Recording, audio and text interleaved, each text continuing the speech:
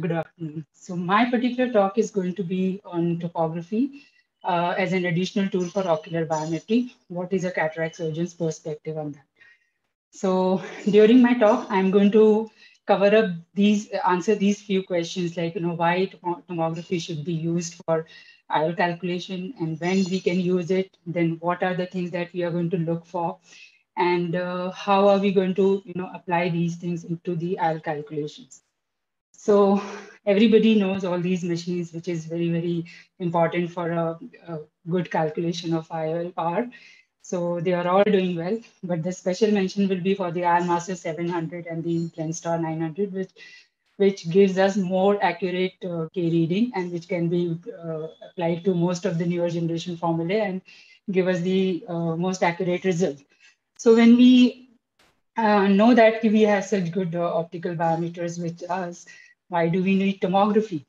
Then let me just enumerate a few points out there. So there is certain terminology named as posterior corneal astigmatism, which is supposed to be one of the very key factor or important factor as far as considering the toric IOLs and the considering the premium IOLs is concerned. So we should certainly use pentacam for measurement of these posterior corneal astigmatism.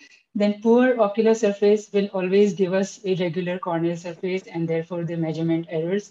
So we should definitely be more reliable readings will get with the pentacam. Eyes with irregular corneas and the oblique astigmatism are the conditions where, again, the repeatability is a problem. So pentacam still is better than any other biometer. So patients who have undergone post-refractive surgery, then there are certain masks we should look at. And in certain normal eyes with the low astigmatism, when we are planning LRI or arcuate keratotomy, then certainly we should use pentacam in those cases. So now that we have decided we are going to use pentacam, so we are going to use the topography or tomography for our patients, then there are various machines which are available. Then why only Shamfleck based machine has an upper edge?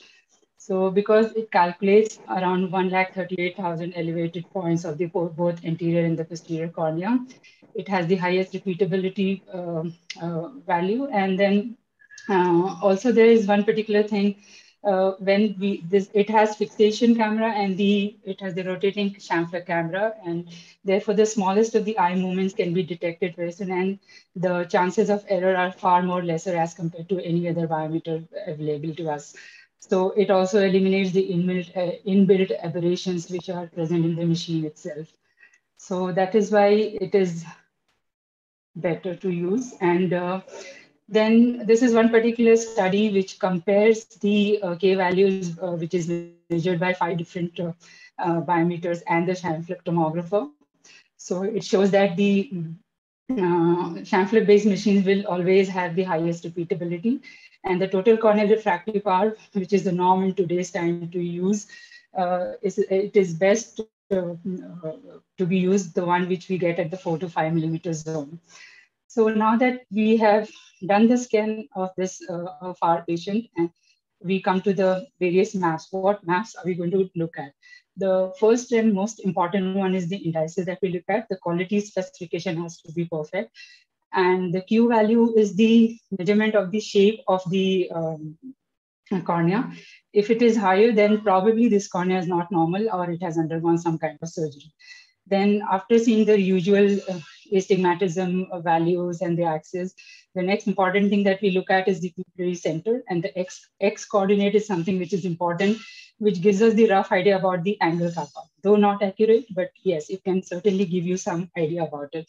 Then thinnest location is the next one we look at. Anything lesser than 470 is abnormal, and the Y coordinate of the thinnest local is something which can give us the idea about the shape of the cornea or the irregularity of the cornea.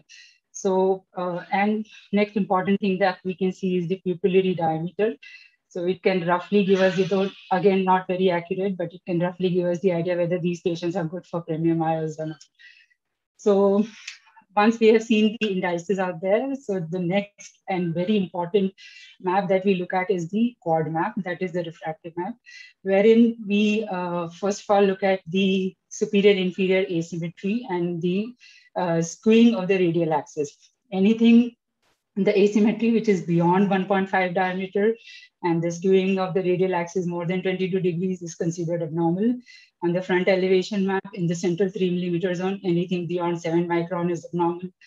Then back elevation map, anything beyond 17 microns is abnormal. And in the pachymetry map, anything less than 470 is abnormal. And superior inferior asymmetry of more than 30 micron is considered to be abnormal. So if we get any abnormal value, the next important map that we will look at will be the Bellin-Ambrosio display map. So here it shows the enhanced ectasia map of each and every eye, and it can detect the earliest of the changes in the posterior cornea and the anterior cornea too. So the Poisson thickness increase, if it goes beyond the 2 standard deviation of the normative data, then probably this eye is having an ectatic disorder. We should look into more information about this. Another important and newer classification that has come up is the Dr. Bellin's ABCD classification, which tells us about the anterior and posterior radius curvature and the changes in it, and thinnest pachy and the distant visual acuity.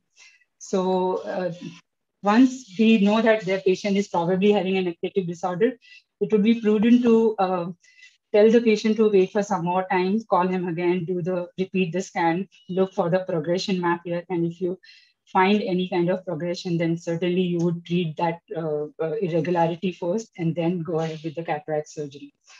So next important map that we look at is the equivalent K reading, which is usually used for patients who have undergone post-refractive surgery, and then because of the change in the Gulstrand ratio, then these are the candidates who would benefit with the EKR values. And certain irregular and ectatic corneas can also be measured with the EKR map.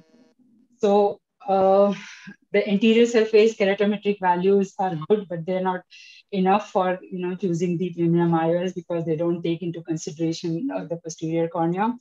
Then the corneal values, which the power values, which is based on the interior and the posterior surface, these are the newest forms of the corneal parameters that we are taking into consideration. Why EKR is better? Because it measures the interior and the posterior corneal surface independent of each other, and it takes into consideration both the refractive indices of air to cornea and cornea to aqueous. And then after that, after adding the two, it also does the adjustment for the change in the Gulstrand ratio, which the patient has undergone.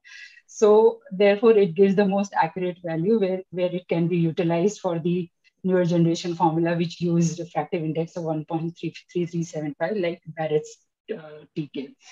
So coming to the next important thing that we look at the zones, which is the different zones which are centered around the pupillary center. And as per the studies, it is the 4.5 millimeter zone. K values are supposed to be the most accurate one to give the best result.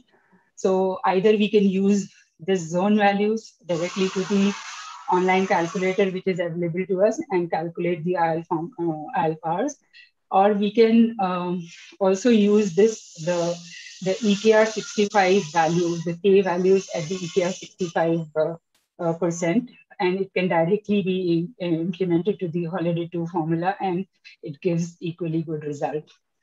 So next important thing that we would look at would be the aberrometry. The most important and common aberration that we see is the spherical aberration. So we should look at the RMS value of the higher order aberration at 4 millimeter. And if your spherical aberration is matching with the total higher order aberration, then putting an aspheric lens possibly will help in that patient. But if your higher order aberration is not close to the spherical aberration, then possibly these patients also having coma or trefoil, and they are not the ones for the multifocal IOLs because they will have distal of photoxia post-operatively. The next important map would be the pachymetry map, which in some normal eyes with the low astigmatism where they don't fit into the category of toric IOLs, we can consider the peripheral thickness of the cornea and apply it to the LRI calculator and give the best result to the patient. So coming to summarize. Can we summarize in the next one? I'm just finishing off. Just another one. Yeah, so evaluation of corneal cylinder, we should certainly compare with the wavefront analysis too, and evaluation of corneal spherical aberration. So anything cutoff value from aspheric will be 0.1 micron and above.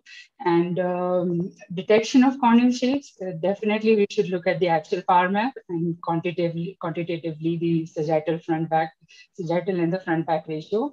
And that is KR. And the evaluation of the corneal irregular astigmatism, we should, the cutoff value for will be less than 0.3 micron for any premium IR to be implanted. So to summarize, the topography or the tomography is, it helps us understand the shape, the type of astigmatism, irregularities, aberrations, earliest changes in the cornea, and also some residual errors if we come across which can be treated. So